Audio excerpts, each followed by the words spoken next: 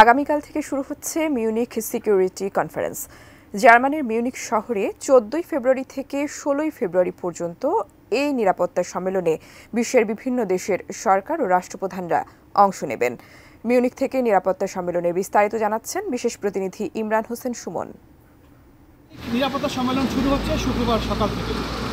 61তম এই মিউনিখ নিরাপত্তা সম্মেলনে এবার বিশ্বের বিভিন্ন দেশের রাষ্ট্র সরকার প্রধানরা অংশ নেবেন।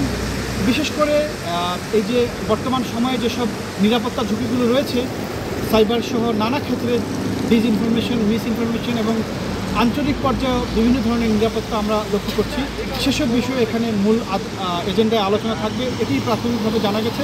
সানবিট সব দিবে সামাল। সানবিট ম্যাজিক প্রেস ডিশওয়াশিং এর মাথা ঘোরানো সলিউশন। নিরাপত্তা সম্মেলনকে কেন্দ্র করে ইতিমধ্যেই এই জার্মানির মিউনিখ শহরে আইনশৃঙ্খলা রক্ষাকারী বাহিনী ব্যাপক নিরাপত্তা ব্যবস্থা নিয়েছে। এখানে সব ধরনের প্রস্তুতি তারা সম্পন্ন করেছেন।